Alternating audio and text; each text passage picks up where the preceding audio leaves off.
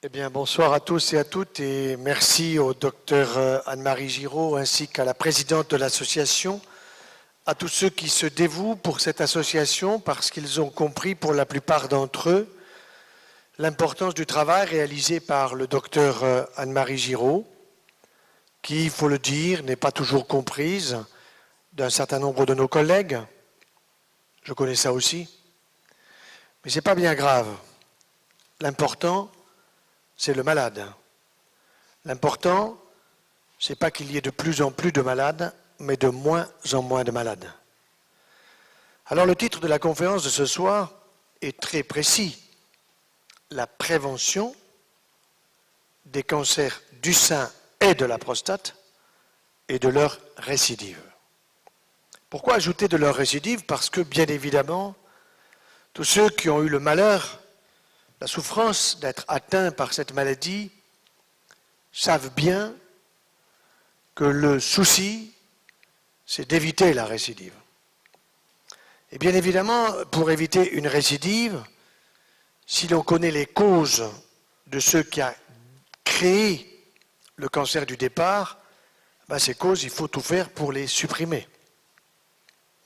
Et nous sommes maintenant face à une connaissance scientifique sur ces deux pathologies cancéreuses, le sein et la prostate, qui permettent de dire au grand public quelles sont les causes reconnues, quelles sont les causes pour lesquelles il peut y avoir des doutes et quelles sont celles peut-être que nous aurons à découvrir, parce que la science, elle ne fait que reculer les limites infinies du non-savoir, ce qui veut dire que nous apprenons tous les jours des choses nouvelles.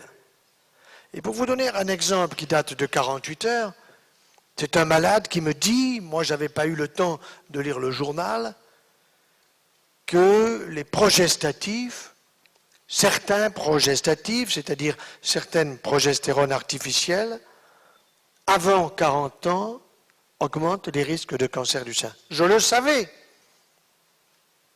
Mais beaucoup de mes collègues disaient non. Eh bien maintenant, c'est démontré, mais c'était déjà démontré. Seulement quand on veut cacher au grand public des notions ou des informations fondamentales, on y arrive aujourd'hui. Les médias sont très forts, très très forts. Et en particulier, ceux qui n'ont pas intérêt à ce que vous sachiez, les laboratoires pharmaceutiques. Je ne suis pas contre les laboratoires pharmaceutiques. Je suis contre le fait que l'on donne à des gens bien portants des médicaments qui peuvent les rendre malades.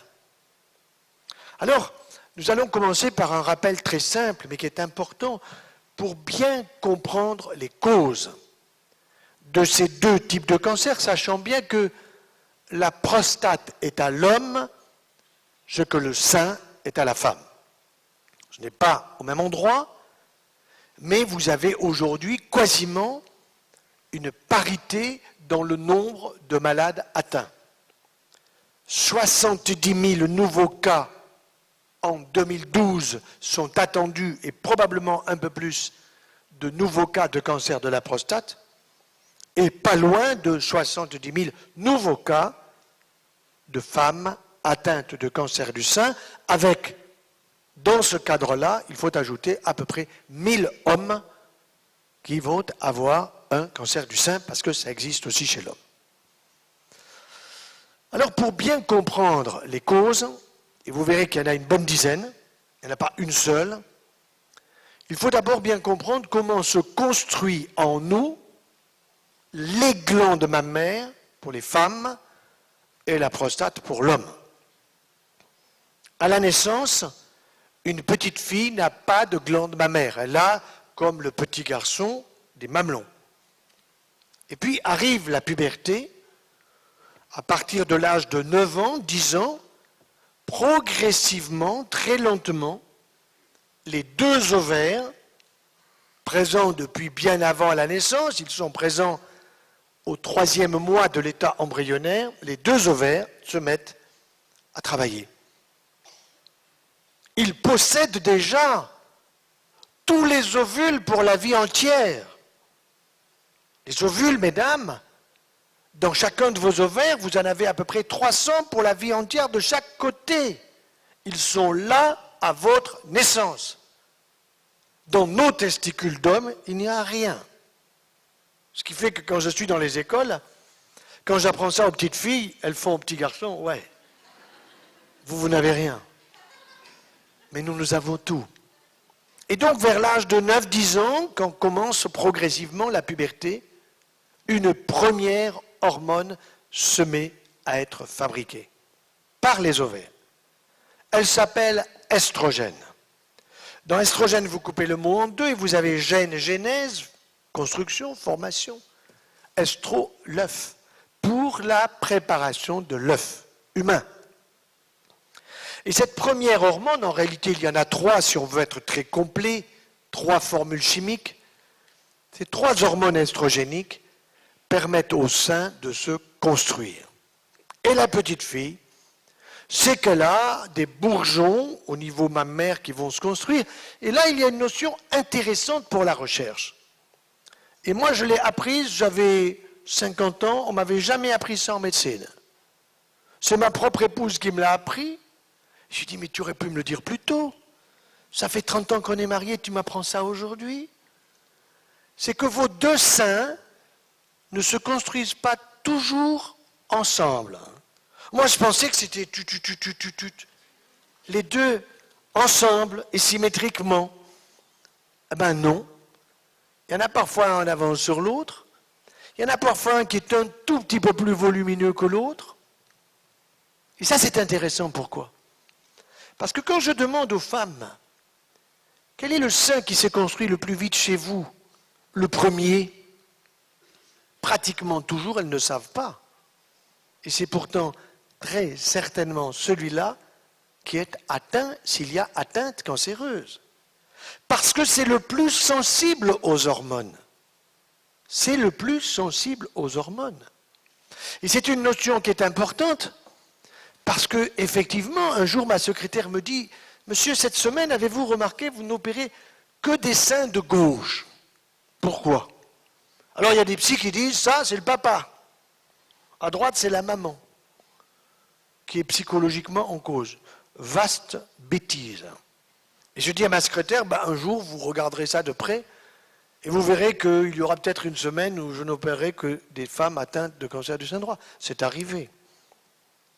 Mais ce qui est important à savoir, c'est qu'effectivement, il y a un sein qui souvent se construit avant l'autre, et donc il faut que la jeune fille le sache. Il faut que la maman lui dise « Retiens ça, ma petite ». C'est important, pas pour faire peur, pour le savoir. Et puis la jeune fille, elle n'est pas idiote, elle est capable de comprendre que sa puberté, non seulement c'est la période la plus importante de la vie d'une femme, quand ce corps se transforme d'une façon extraordinaire de petite fille en jeune fille, mais en même temps, de comprendre à quoi servent les seins. Ce n'est pas simplement pour que les garçons y mettent les mains ou que les garçons soient là à exploser dans leurs pantalons en voyant tout ça. On leur fait très bien comprendre cela. Et les 2 seins vont se construire tranquillement. Et puis il y a une deuxième hormone qui va arriver qui s'appelle la progestérone. Vous la coupez en 2, pro pour gestérone, la gestation. Et il s'avère que le Créateur a construit ce corps féminin d'une manière originale, astucieuse, en même temps fragile. Parce que nous allons voir que ces 2 hormones, elles vont croître progressivement par la fabrication au niveau des ovaires, et qu'il va y avoir des phases dans un seul mois. Et que ces phases dans un seul mois vont faire qu'il va y avoir une première phase qui va préparer l'ovaire à libérer un ovule, ça s'appelle l'ovulation, qui est grosso modo entre le 10e et le 15e jour. Pour un mois, ça fait le milieu du cycle. Et puis une deuxième période après que l'ovule ait été libéré, qui est une phase où il y aura davantage de sécrétion de progestérone. Et puis s'il n'y a pas un spermatozoïde qui est arrivé par là pour féconder l'ovule et faire un œuf humain, car nous avons tous été un œuf humain, pas plus grand qu'un grain de sable, et quand vous irez à la plage, amusez-vous à prendre un grain de sable et faites de la philosophie en le mettant dans votre main, et vous vous dites, ah ben, Hollande et Sarko, ils ont été des grains de sable. Pas plus que ça. Nous avons été des grains de sable dans le ventre de notre maman. Et d'abord, la fécondation s'est passée dans la trompe. Premier voyage, 1 semaine, pour arriver au fond de l'utérus et faire le nid. Ça s'appelle la nidation. Mais s'il n'y a pas eu la fécondation de l'ovule par un seul spermatozoïde sur 300 millions, eh bien alors, tout ce qui était prêt pour accueillir l'œuf humain pour faire son nid, tout cela ne va pas moisir. Tout ça va se décoller de l'intérieur de l'utérus et par petits fragments, avec un peu de sang, tout cela va s'évacuer par des voies naturelles. Et si vous regardiez au microscope ces choses-là, vous verriez certes qu'il y a des globules rouges, mais vous verriez des fragments de l'endomètre, c'est-à-dire de l'intérieur de l'utérus. Et ces fragments de l'endomètre sont destinés à être évacués pour qu'il y ait une nouvelle préparation le mois suivant. Et ce phénomène, on l'appelle malheureusement les règles. Quand on veut expliquer à une fille, je vais t'expliquer les règles, non, il ne faut pas lui expliquer, je vais t'expliquer les règles. Les règles, je vais t'expliquer un phénomène fabuleux qui se passe dans ton corps, et à la fin, on lui dit, parce que ce phénomène est régulier, régularité, on l'appelle les règles.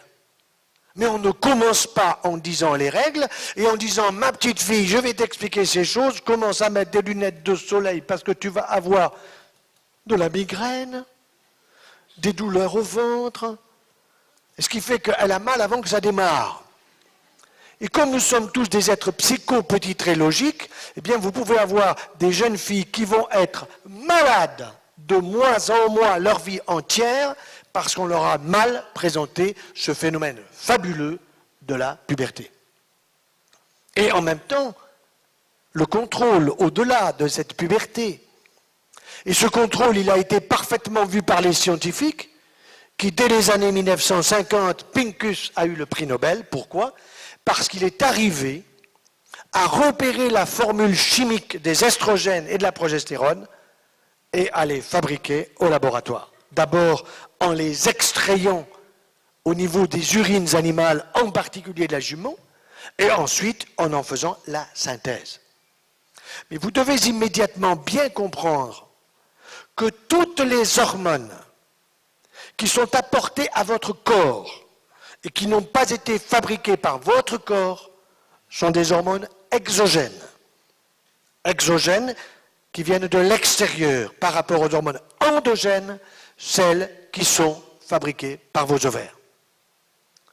Mais évidemment, on comprend parfaitement pourquoi Pincus a eu le prix Nobel et il était mérité, parce qu'il a vu tout de suite les applications des différentes hormones qu'il venait d'isoler et de synthétiser dans le cadre de ce que l'on a appelé la contraception. Et effectivement, connaissant parfaitement le fonctionnement des ovaires, il a vu qu'en donnant des doses d'hormones importantes, on pouvait bloquer les ovaires, les mettre au repos, les empêcher de libérer un ovule tous les mois, et donc on a créé la contraception hormonale. Cette contraception hormonale a été d'abord testée sur des femmes de Porto Rico, c'est-à-dire une partie annexe des États-Unis, où les femmes, il faut bien le dire, ont été utilisées comme cobayes pour voir comment ça fonctionnait. On leur a d'abord donné de la progestérone artificielle ou exogène. Et puis il y a eu des pépins, il y a eu des hémorragies importantes, il y a eu pas de grossesse, mais des complications, comme l'on dit, gynécologiques. Et à ce moment-là, on s'est dit le mieux, on va mettre les deux hormones ensemble. On n'a pas osé au départ donner les estrogènes parce qu'on savait que les seins étaient fortement dépendants dans leur croissance et dans leur construction des estrogènes. Et que le danger en apportant des estrogènes en grande quantité était de risquer justement le cancer du sein. Mais alors, on s'est dit, pour éviter le risque cancérigène des estrogènes, on va donner de la progestérone, qui, elle, est l'hormone de la grossesse, progestérone. Même s'il est artificiel, cette hormone, elle va protéger du cancer du sein. Et donc, la contraception hormonale est devenue estro-progestative. Mais avec des hormones exogènes qui ont été apportées à des taux très importants, et peu de gynécologues le savent ou le disent, parce que les laboratoires ne le disent pas. La dose d'hormones apportée pour mettre les ovaires au repos, elle est de 20 à 50 fois la dose fabriquée par les ovaires. Ça veut dire que votre ovaire ne fabrique plus ces hormones endogènes, donc plus d'ovulation, mais la dose que votre corps prend, elle est 20 à 50 fois supérieure à ce que vous pouvez normalement fabriquer vous-même. Cela n'est pas sans danger. Donc voilà déjà un élément très important dans la compréhension du fonctionnement de votre corps, et en même temps, il faut bien le dire, il était logique que les femmes puissent dire « nous voulons avoir un enfant quand nous le désirons et plus tomber enceinte ». Et nous voyons encore des femmes qui tombent enceintes. Je me souviens un jour d'une petite fille de 5 ans qui, à l'école, puisque je passe beaucoup dans les écoles, qui devait être donc en grande section, ce qu'on appelle maths sup, maternelle supérieure, et qui me dit « Maman s'est fait mal ». Ah bon, qu'est-ce qu'elle a ta maman? Je ne sais pas, mais dimanche, elle s'est fait mal et elle a grondé papa. Vous imaginez au repas du dimanche, la femme qui engueule son mari parce qu'elle est tombée enceinte et qu'il a sa part de responsabilité. Et la petite ne comprenait pas bien ce que ça voulait dire, mais la maman était tombée enceinte. Et nous sommes encore dans une société en 2012 où des femmes peuvent tomber enceintes. Pas prévu au programme. Et ça veut dire qu'il y a quand même des progrès considérables à faire, parce que si nous les hommes, nous sommes capables de donner la vie 24 heures sur 24, pas de 0 à 100 ans, nous allons y venir, à peu près de l'âge de 14-15 ans, quand notre puberté est là, jusqu'à 100 ans, eh bien chez vous, mesdames, c'est différent. Cela veut dire, nous le verrons aussi, que dans le domaine de la relation homme-femme, la grande erreur de notre siècle, c'est que c'est nous les hommes qui avons voulu diriger la situation. Et nous avons considéré que notre sexualité étant hyper puissante, étant du type TGV, Concorde, ou tout ce que vous voulez, vous n'aviez qu'à, vous, mesdames, qui êtes des petites Michelines, vous adapter à notre vitesse. Et voilà l'erreur manifeste de ce siècle, qui fait que c'était à nous adapter à vous, les Michelines, de telle façon que vous disiez au TGV que nous sommes, mon petit chéri, mon petit chat, mon petit lapin, ce que vous voudrez, tu vas t'arrêter à toutes les gares, nous irons prendre des pâquerettes, nous irons boire de l'eau fraîche, et c'était à vous, à nous gérer, et non point à nous, à vous gérer. L'erreur est là. Mais j'ai confiance dans l'avenir, parce que j'ai confiance beaucoup plus dans l'intelligence des femmes, et vous savez combien je suis content quand il y a beaucoup de femmes, parce que je sais qu'une femme informée, c'est 100 femmes informées chez nous. Alors que les hommes, c'est plus difficile. Mais, venons aux hommes. Lorsque nous naissons, nous avons une prostate qui est très petite. Elle n'est pas plus grande qu'une noisette. Et puis cette prostate, elle ne va pas travailler avant la puberté. Nos testicules sont au sec, comme je vous ai dit, incapables de fabriquer quoi que ce soit. Mais quand la puberté va arriver, il va y avoir la préparation d'une seule hormone, la testostérone. Et cette testostérone qui vient des testicules, elle va nous permettre de nous construire en état d'homme, avec une voix d'homme, avec une pilosité d'homme, avec des épaules d'homme, etc., et avec aussi la fabrication progressive des spermatozoïdes, lesquels sont fabriqués dans les testicules, mais sont nourris par un liquide merveilleux qui est fabriqué par la prostate. car la prostate a un rôle hormonal, c'est sous l'influence de la testostérone qu'elle va croître, qu'elle va se constituer complètement, qu'elle va fabriquer le liquide prostatique qu'elle va stocker dans des petites vésicules avec les spermatozoïdes qui s'appellent les vésicules séminales, du mot sémen qui veut dire semence.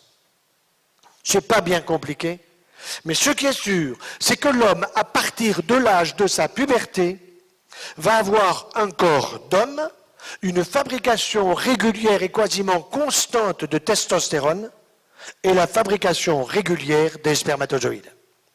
Mais quand vous demandez à un garçon, dis-moi garçon, quand ton testicule fabrique un spermatozoïde, combien de temps faut-il, crois-tu, pour qu'il puisse féconder un ovule? Alors il vous dit 24 heures, 2 jours. Puisque à partir de l'âge de la puberté, il y a une puissance sexuelle telle que vous avez des garçons qui libèrent leurs semences quotidiennement quand ce n'est pas 3 fois par jour. Alors il vous dit, c'est 1 jour ou 3 jours. Pas du tout.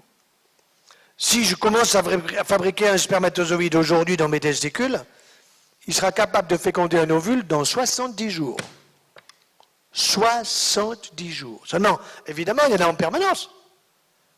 Et quand un spermatozoïde est sorti du corps masculin, eh bien, il vit maximum 7 heures, mais s'il est dans le corps féminin, dans la glaire cervicale fabriquée par le col de l'utérus, il peut vivre 1 semaine à attendre tranquillement que l'ovule arrive pour aller féconder. Mais très peu de femmes savent cela, et les hommes s'en foutent, pas leur sujet. Alors, vous le voyez, nous avons donc là 2 sortes d'organes, les glandes mammaires d'une part et la prostate de l'autre, qui sont hormonodépendantes. Maintenant, la question qu'on doit se poser, c'est pourquoi, lorsque j'étais jeune chirurgien dans les années 70, on observait en France pas plus de 7000 nouveaux cas de cancer du sein par an. Pareil pour la prostate.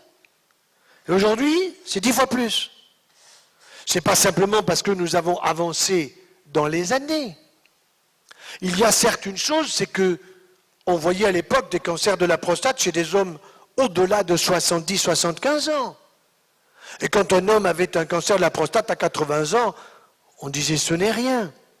Et si aujourd'hui nous prenions 100 hommes qui meurent à 100 ans et 1 jour, et que l'on contrôle leur prostate après le décès, on verrait chez 98 des lésions de cancer prostatique, mais l'homme n'est pas mort de cela. Le cancer prostatique, comme nous allons le voir, le cancer du sein, c'est une forme de vieillissement de l'organe, de vieillissement banal et naturel quand on arrive à sa fin de son siècle. Mais avoir un cancer du sein à 30 ans, avoir un cancer de la prostate comme on en voit aujourd'hui à moins de 50 ans, ce n'est pas normal.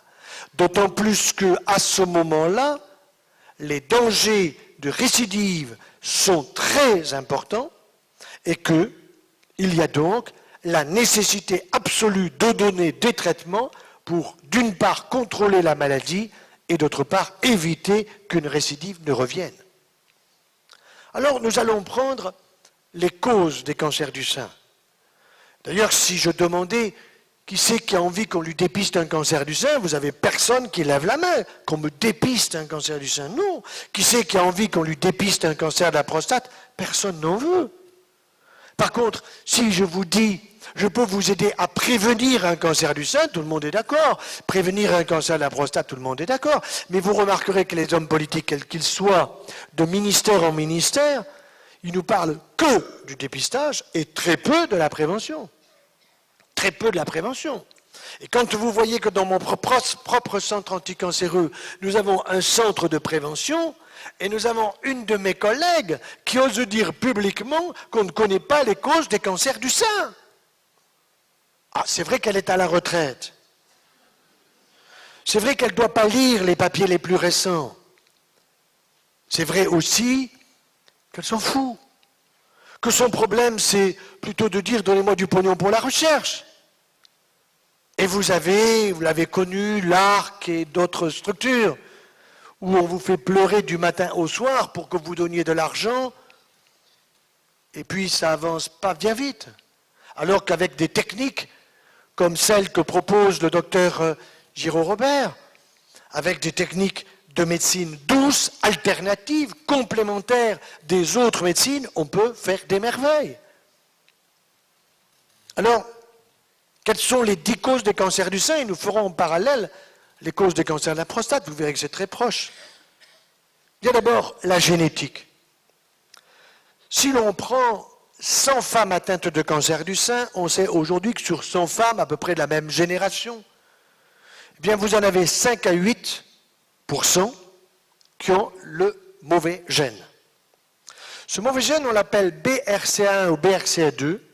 BR en anglais, ça veut dire breast, le sein, CA cancer, 1, chiffre 1 ou chiffre 2. Une femme qui est atteinte par, ou qui est porteuse de ce gène BRCA1, a 80% de risque, pas de chance, de risque, de faire un cancer du sein entre l'âge de 20 ans et l'âge de 80 ans. Et alors on lui dit, madame, attention, il faut vous enlever les 2 seins, il faut contrôler les ovaires, parce qu'il y a un risque également de 45 à 50% de cancer ovarien. Je ne suis pas du tout d'accord avec cette façon de procéder. Je pense que la femme, dans l'avenir, qui aura le BRCA1 ou le BRCA2, ce seront ces femmes-là qui feront le moins de cancer du sein. Pourquoi? Parce qu'on leur expliquera comment l'éviter. Parce qu'on leur dira, madame, vous avez 20 ans, ou mademoiselle, vous en avez 14.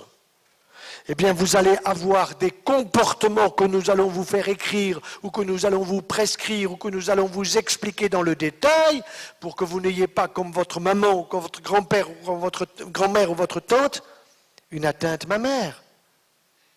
Et donc, vous penserez peut-être que si vous avez le désir d'enfant, le meilleur âge, c'est pas 60 ans pour avoir un enfant, c'est 25. C'est 26, c'est autour de 30. Et récemment, je disais à une jeune femme de 32 ans, qui fêtait ses 32 ans, qu'est-ce que vous attendez? Que son mari ait du boulot? D'accord, j'en sais rien, je comprends. Mais qu'est-ce qu'elle attend à 32 ans alors qu'elle le désire? Alors qu'elle vit avec un copain, grand copain, petit copain, tout ce que vous voudrez? Et qu'elle n'ose pas lui dire son vœu le plus cher? Un bébé, plus un mariage, plus ceci, plus cela, qui fait peut-être rétro, mais qui n'en est pas moins vrai, reste présent dans la tête de beaucoup de femmes qui n'osent pas le dire. Alors moi, je le dis à leur place. Faites-moi venir le mec, je vais lui expliquer.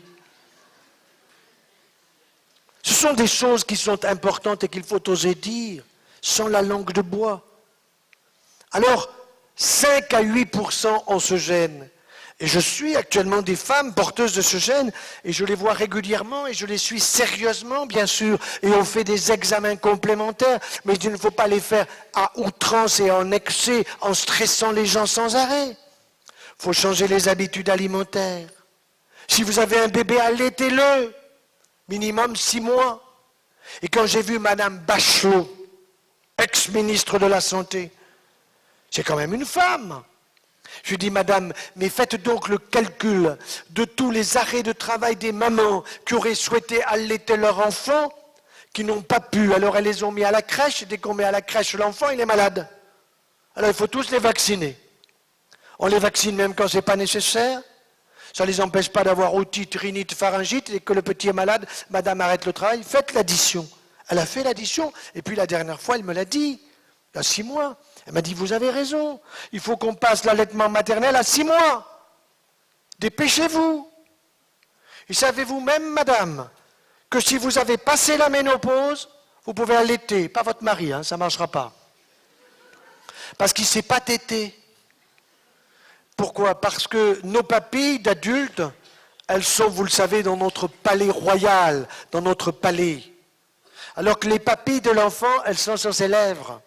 Et le petit bébé qui vient de naître, vous le mettez au sein de la grand-mère et le lait vient. Pourquoi?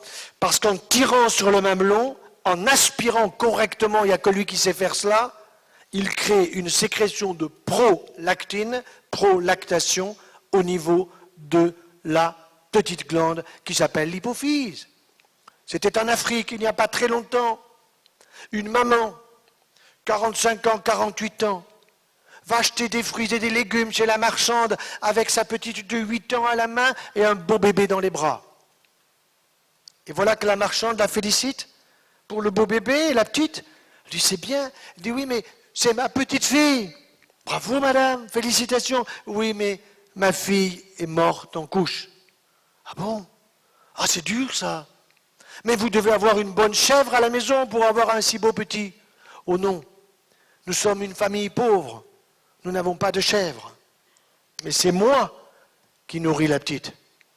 La grand-mère qui nourrissait la petite. C'est possible. Et voilà pourquoi quand on adopte un enfant, quand un enfant est adoptable, pourquoi donc attendre une année pour le donner à la maman, alors que déjà le lien affectif entre la mère et l'enfant, on le sait aujourd'hui, est d'une extrême importance. Deuxième point essentiel, allaiter l'enfant. Il m'est arrivé de faire un examen scientifique intéressant, que vous allez comprendre. J'opère une dame de 80 ans qui n'a pas eu d'enfant, pour laquelle il y a peut-être une suspicion de cancer, finalement il n'y en a pas, mais je fais un petit prélèvement d'un tissu dans la glande mammaire qui est parfaitement normal, et puis je le prends et je l'amène à mon collègue qui va regarder ça au microscope. Je dis, dis-moi, quel âge elle a d'après toi, cette dame? Ah, il regarde le dossier, ben, il n'y a pas son âge. Ben oui, c'est fait exprès, c'est pour que tu le trouves. Oh, il me dit, elle est jeune, hein? Ah bon? Quel âge elle a pour toi? Oula, elle est jeune, ça c'est un sein qui n'a jamais vu passer du lait. Hein. Ah ben, je dis, tu vois, elle a 80 balais. Qu'est-ce qu'il dit? Il veut dire quelque chose qui est très important. C'est que la glande mammaire n'est adulte au plan tissulaire que quand du lait est passé dedans. Tant que du lait n'est pas passé dedans, la glande reste dans un état post-pubertaire, évidemment. Mais les galactophores, les lobules du sein n'ont pas travaillé. C'est bien. Pourquoi pas? Mais il faut le savoir. Et c'est une des raisons pour lesquelles on voit davantage de cancers du sein chez les religieuses. Il y a une augmentation incontestable chez les religieuses qui est liée aussi au fait, et ça elles ne le savent pas, que très souvent, elles se gavent de produits sucrés. Parce qu'elles ont une vie qui est plus ou moins difficile, que l'on peut comprendre, de solitude, etc. Et quand on est beaucoup dans la solitude, on a tendance à forcer sur les choses sucrées. Et quand vous voyez le profil de certaines religieuses ou de certains couvents, elles ont toutes le même profil. Hein. Elles mangent toutes pareil. Hein. Ça, c'est clair. Et vous avez incontestablement une augmentation du risque de cancer du sein qui est liée à la consommation excessive de sucre sous forme de lactose, sous forme de pain blanc, et pas suffisamment de fruits et de légumes. J'en ai parlé lors de la dernière conférence. Or, le lactose en excès, le sucre en excès, c'est très important à bien comprendre. Il va passer de 1 gramme de sucre égale 4 calories à 1 gramme de graisse égale 9 calories. Nous stockons le sucre en excès sous forme de gras. Et chez les femmes, c'est stocké en priorité dans les seins, et chez nous les hommes dans le bassin. Ça ne s'écrit pas pareil. Et dans le bassin, nous allons avoir un tissu gras en excès, comme dans le sein, le tissu gras en excès après la ménopause. Et ce tissu gras, nous le savons aujourd'hui, il est cancérigène. Le gras est cancérigène. Pour l'homme comme pour la femme. Ça signifie tout simplement qu'une femme qui veut garder la ligne, qu'un homme qui va faire du sport ou qui vous dit j'ai fait du sport quand j'étais rugbyman, footballeur et tout ça à 30 ans et qui se laisse aller à 55, 60 et tout le reste, il a tort. Nous devons avoir une activité physique qui est telle que le gras, nous le fassions transformer non pas en sucre parce que le retour ne se fait pas vers du sucre, mais que nous le fassions fondre. Et pour faire fondre le gras, il faut se bouger de bon matin, il faut se bouger en ayant une activité physique qui fait transpirer. Et pourquoi la transpiration est importante? Parce que cette transpiration, elle va éliminer par les glandes sudoripares des produits qui sont stockés dans le tissu gras. Et notre tissu gras, il est sous la peau d'abord. petite couche, pas la peine d'en avoir 3 cm. Et puis, il est alors aux endroits que je vous ai dit.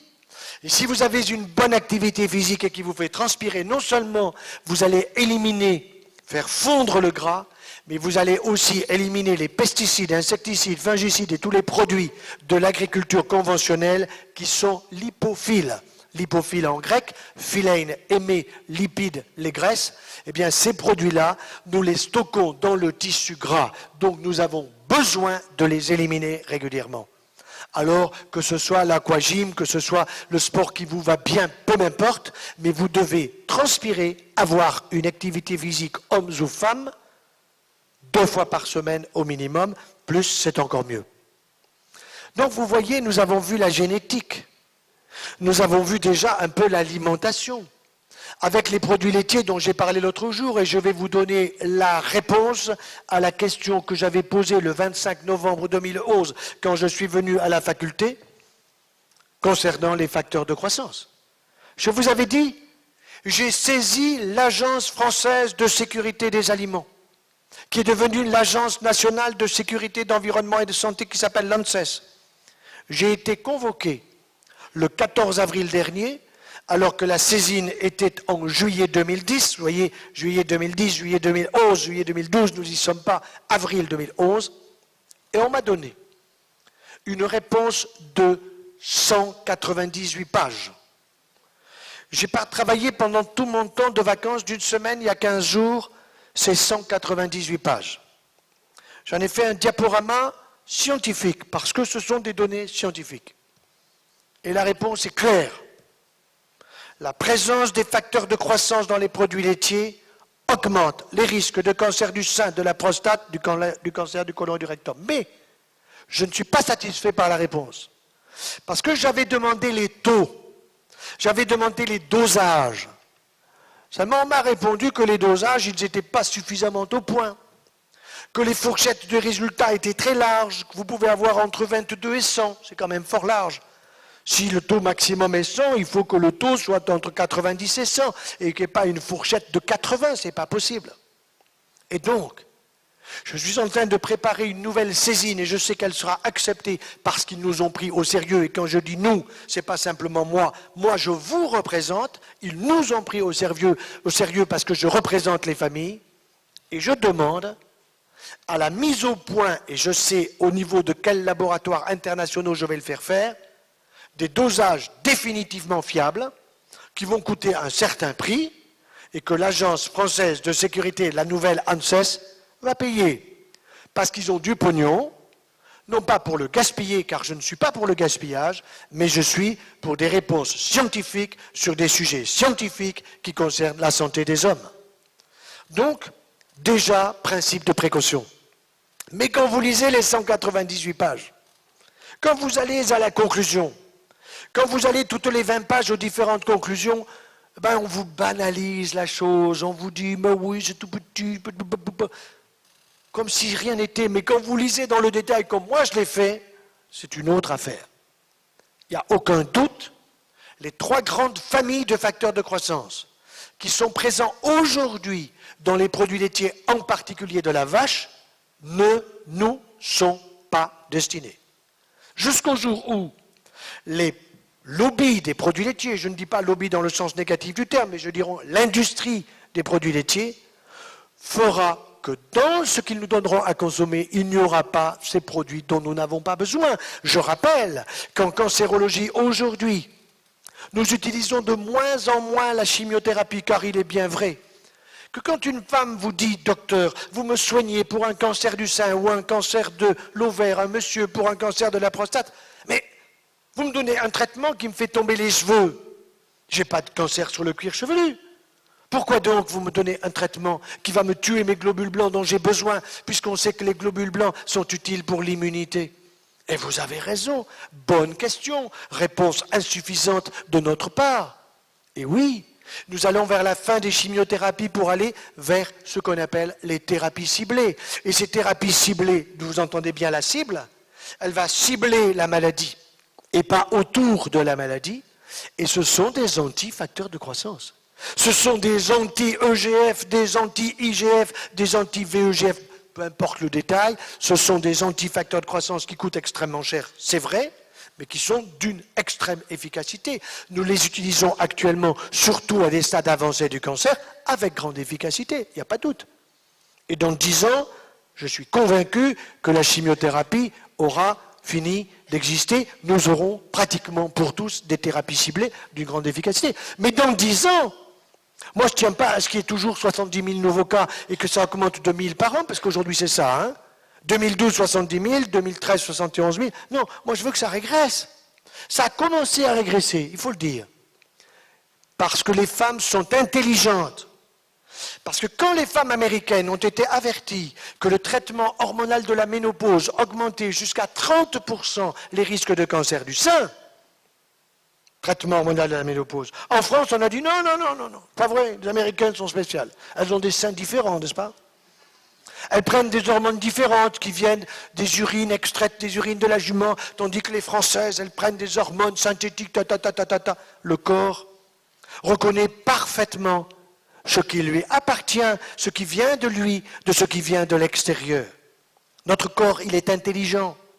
Et nous devons avoir cette intelligence de notre corps, ce patrimoine de santé qui nous est donné à la naissance, nous devons le connaître. Et je vais vous dire, honnêtement, vous avez aujourd'hui des patients qui en savent plus sur ces sujets que les médecins. Vous avez heureusement des médecins homéopathes, il faut le dire aussi, des naturopathes, des ostéopathes, des gens qui sont, je dirais, sur le bord de la médecine, mais qui ont de grandes compétences médicales parce qu'ils travaillent, parce qu'ils se renseignent, parce que la médecine n'a pas fini d'évoluer, elle continue sans arrêt, mais on doit évoluer vers moins de malades et non pas vers plus de malades. Alors, évidemment, vous avez compris les excès alimentaires, les excès de sucre, les excès de produits laitiers. On avait parlé déjà lors de la dernière conférence. Mais il y a aussi d'autres produits. Il y a des médicaments que nous prenons dont nous n'avons pas besoin.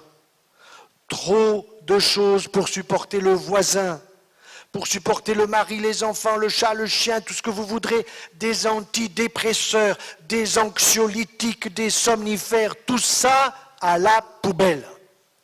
Que nous en ayons besoin à la suite d'une difficulté affective, c'est bien compréhensible. Que nous en ayons besoin à la suite d'un choc émotionnel important, il n'y a pas de doute qu'il faut prendre ce médicament. Mais 3 mois. Pas comme les laboratoires qui laissent courir parce que ça leur va bien.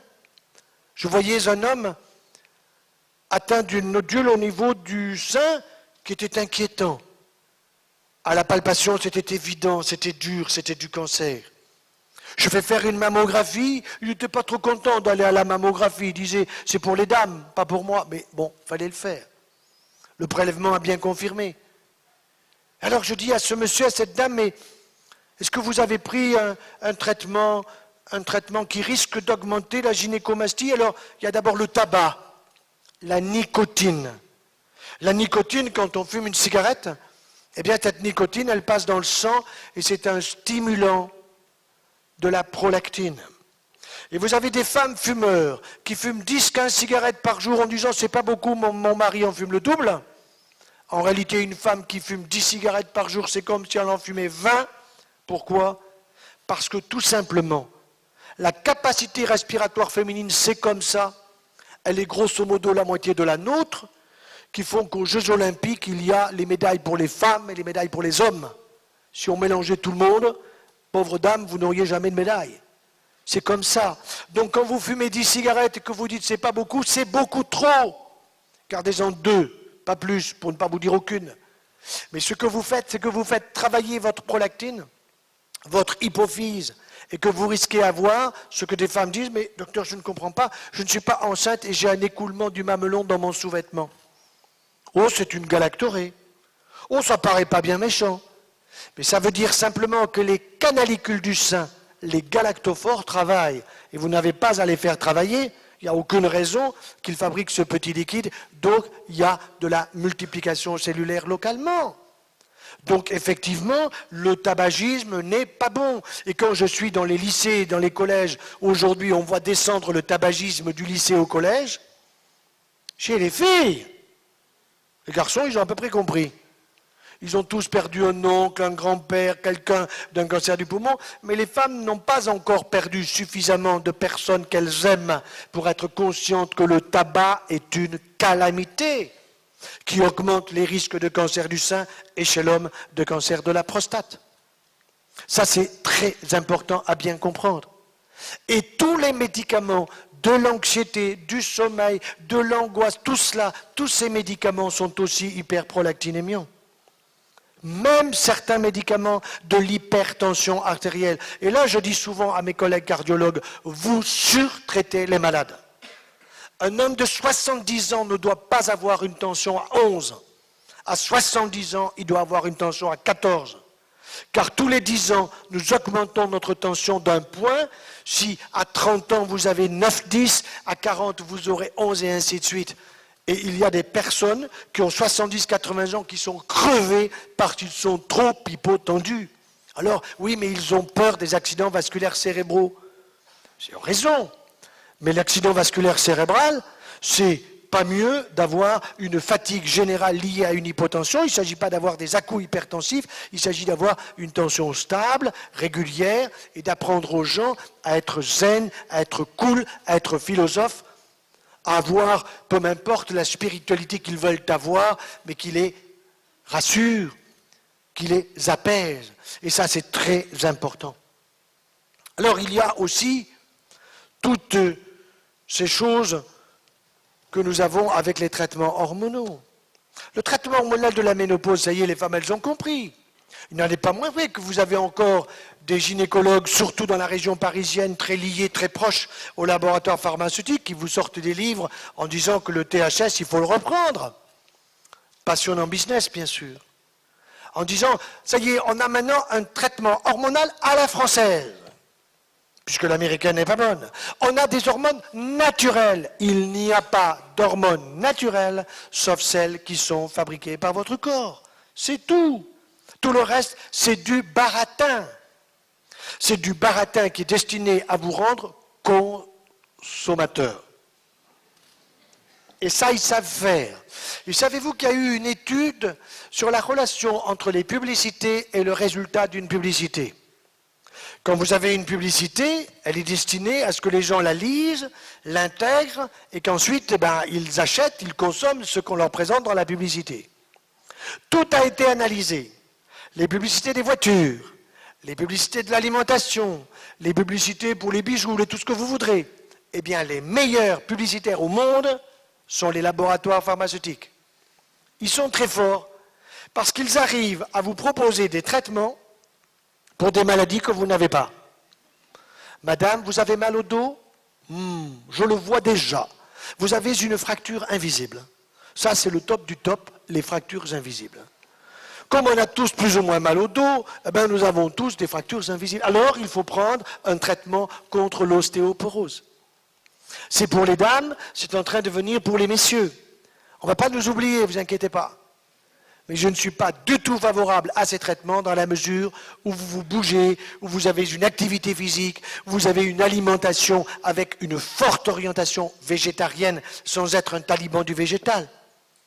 Et vous vous méfiez de prendre des beaux fromages de chèvre ou de brebis en laissant la vache à son veau. Parce qu'en plus, votre cerveau, ce n'est pas celui d'un veau. En tout cas, vous n'avez pas envie qu'il le devienne. Donc, très important de bien comprendre aussi le problème de la contraception.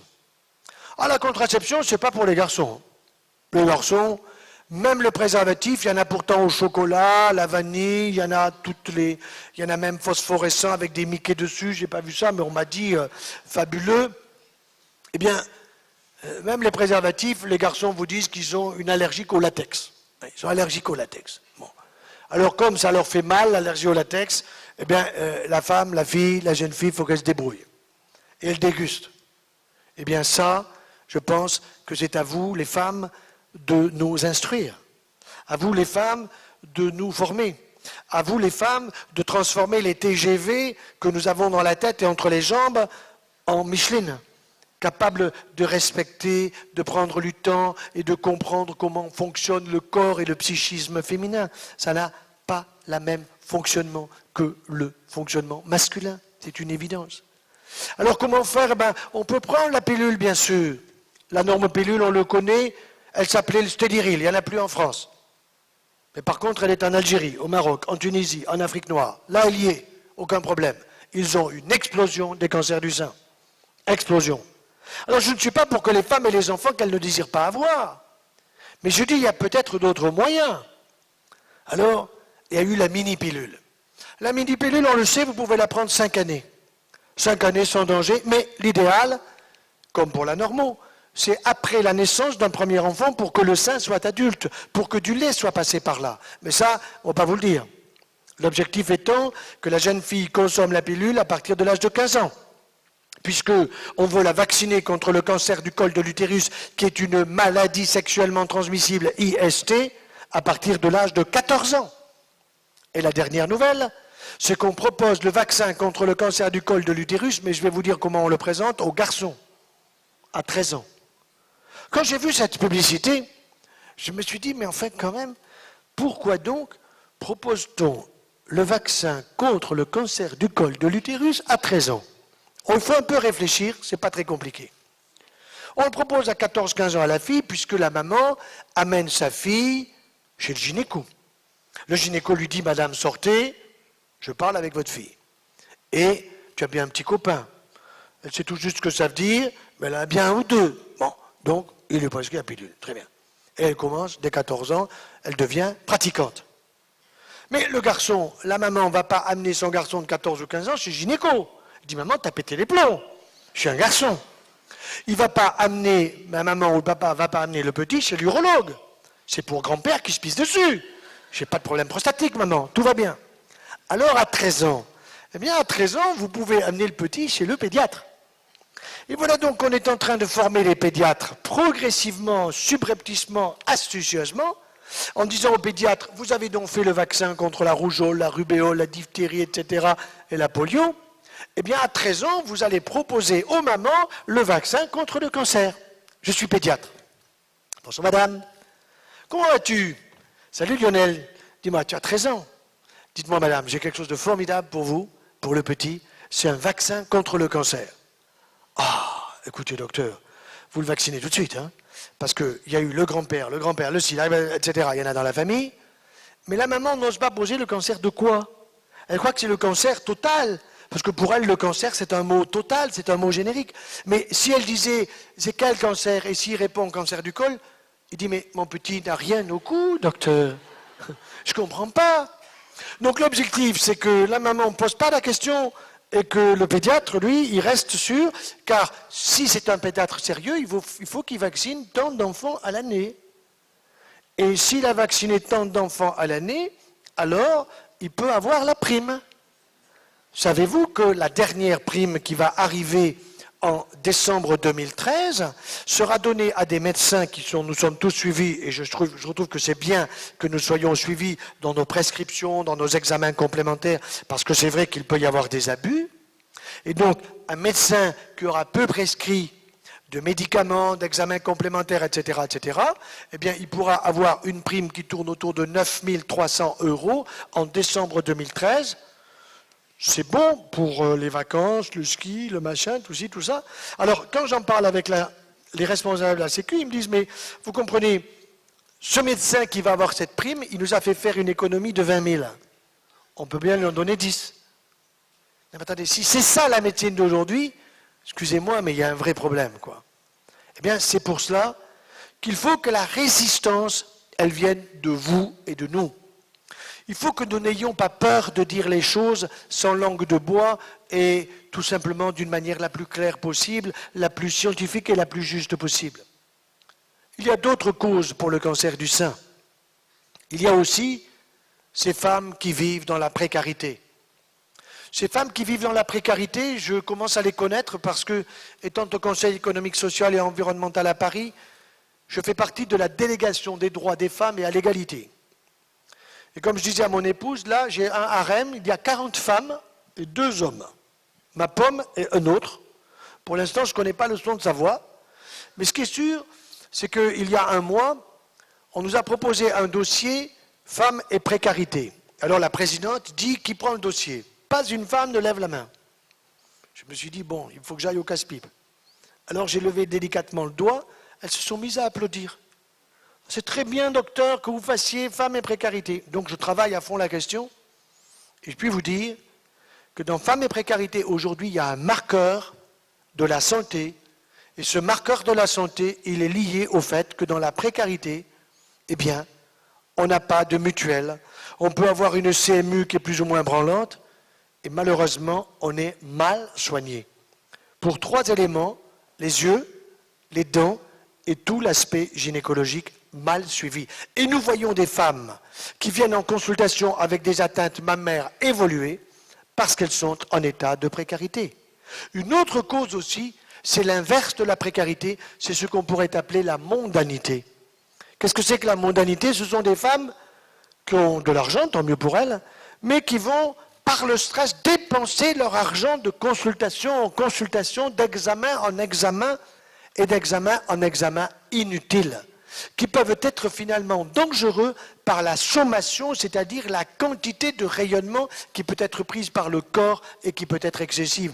Docteur, comment se fait-il que de 6 mois en 6 mois, on surveille mes seins par des mammographies et des mammographies depuis tant d'années et j'ai un cancer du sein?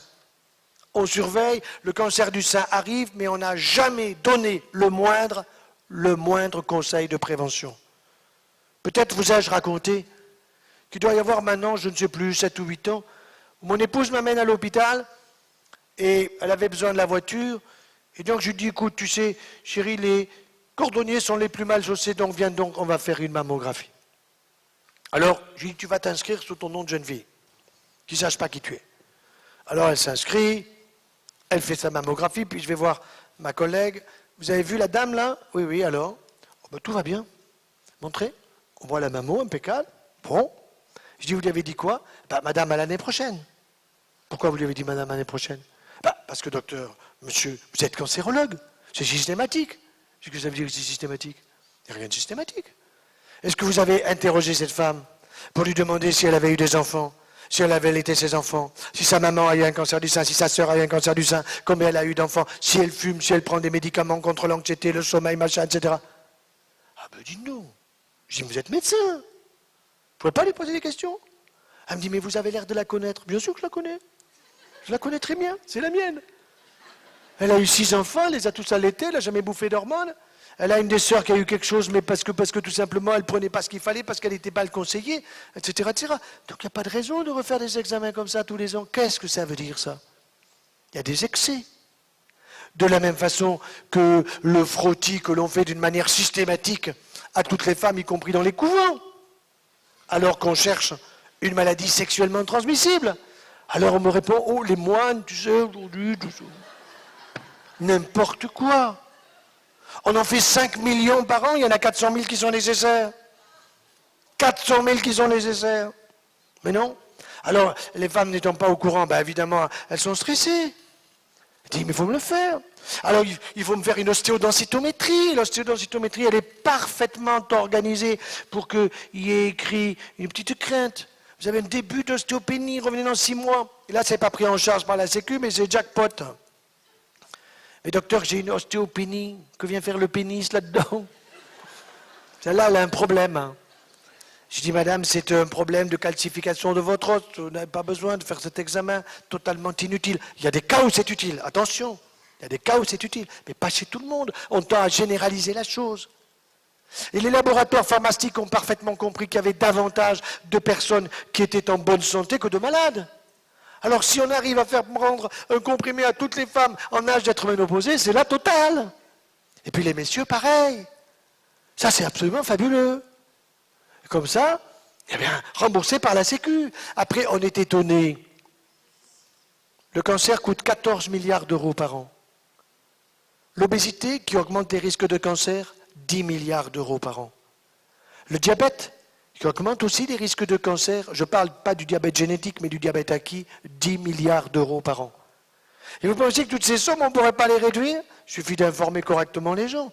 Il suffit de faire passer des messages sur les grands médias que nous regardons bien régulièrement et de faire passer des messages de vérité, à la fois d'une manière humoristique, sans faire peur aux gens, de telle façon qu'il ils changent leurs habitudes, ils fassent attention à leur patrimoine de santé. Alors il y a le stress. Et le stress aussi est un élément tellement important, je m'en suis rendu compte, parce que quand vous interrogez les femmes atteintes de cancer du sein, et maintenant on voit ça aussi avec les hommes atteints de cancer de la prostate, et on voit des couples atteints. Madame atteinte du sein, et monsieur 5 ans plus tard la prostate. Pourquoi madame avant et monsieur après? Tout simplement parce que madame, en plus, elle a eu des hormones, et que quand elle a eu les estroprogestatifs, la moyenne française, c'est 11 années. 11 années de traitement. Normalement, les labos ne sont pas contents parce qu'ils avaient prévu 30 ans. Hein. Ils avaient prévu de l'âge de 15 ans à l'âge de 50 ans, moins 5 ans pour faire des bébés. Ça fait 35 ans moins 5 égale 30 ans. Mais les femmes ne sont quand même pas complètement dingues. Au bout de 11 ans, elles en ont marre. Alors maintenant, on leur propose Mirena, stérilet aux hormones. Ils sont en train de supprimer le stérilet classique, qui était un stérilet qui joue le rôle d'un corps étranger qui empêche la nidation au fond de l'utérus, ou qui peut fermer l'utérus et qui joue un rôle contraceptif. Et ce stérilet banal, il coûte 25 €. Mais Mirena, 125 €. D'accord? Ah, je suis allé voir les prix, moi. 125 €. Et alors on vous dit, mais madame, c'est formidable parce que vous allez voir avec Mirena, vous allez être beaucoup mieux, vous n'aurez plus de règles. Vous êtes légèrement anémique, fatigué, que ci, que ça. Mirena, les règles s'arrêtent. Et d'ailleurs, on est en train de préparer la Seasonelle, et la nouvelle pilule. Jasmine, Quera, elles ont des noms magnifiques, qui sont destinés à ce que les femmes les prennent 80 jours consécutifs, les arrêtent une semaine, pour qu'elles n'aient plus le phénomène régulier dit des règles qu'une fois par saison, l'été, l'hiver, l'automne et le printemps. Mais les laboratoires ont déjà prévu qu'ils vont apprendre à nos petites filles, vos mères ont dû tout ça. Et puis, il y a eu quand même ce phénomène qui n'est pas très agréable, d'autant que les hommes ne l'ont pas. Alors, qu'est-ce qu'on va faire? Eh bien, tout simplement, vous les prendrez, continue. Mais à l'automne, quand les feuilles tombent, parce que la femme, elle a le concept de la régénération dans son corps, alors à l'automne, eh bien, on vous permettra d'arrêter pendant une semaine ou une dizaine de jours pour refaire l'intérieur de l'utérus. C'est une aberration. Nous allons avoir une augmentation du nombre des cancers du sein si les femmes ne sont pas averties. Nous avons commencé à avoir une régression en post-ménopause qui est passionnante. Pourquoi?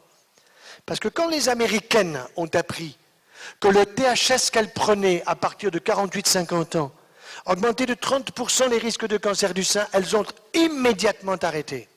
Certaines n'étaient pas contentes parce qu'elles ont eu des bouffées de chaleur. Et il ne faut pas arrêter brutalement ces traitements. Il faut faire un plan de réduction sur 3 ou 4 mois. Parce que sinon, c'est infernal. Les bouffées de chaleur sont importantes, des tas de mésaventures, entre guillemets, ou de méfaits de la ménopause qui n'ont pas été bien expliqués. Alors, qu'est-ce qui s'est passé? Eh bien, on a vu en 3 ans, de 6% le nombre des cancers du sein en post-ménopause réduire. Et quand en France, on a pris la même décision, on a vu la même chose qui s'est passée, c'est-à-dire 33 ans, on a vu de 6 à 10% la chute du taux des cancers des femmes en post-ménopause. Ce qui prouve quoi? C'est très intéressant. Qu'à la ménopause, mesdames, vos ovaires sont au repos.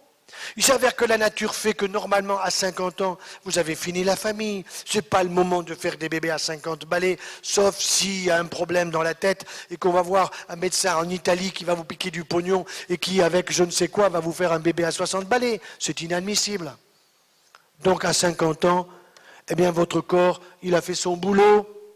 Vous avez arrêté la famille et les ovaires se mettent gentiment au repos. Ça ne veut pas dire qu'ils ne fabriquent pas d'hormones. Ils continuent à en fabriquer des petites doses, mais pas suffisamment pour qu'il y ait le cycle en entier.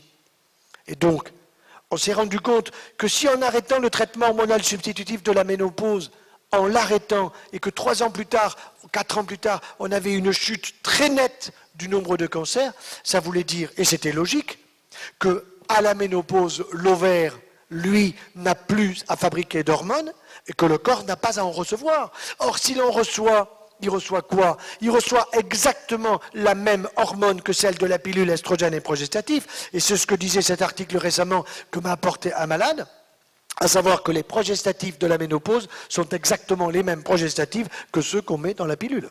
Exactement les mêmes. Alors il faut savoir. Mais alors ça veut dire que c'est compliqué. Ça veut dire que Il faut voir les choses avec une certaine distance. On ne peut pas du jour au lendemain arrêter la contraception. On ne peut pas du jour au lendemain conseiller aux femmes tout d'un coup de faire des enfants qu'elles n'ont pas envie d'avoir.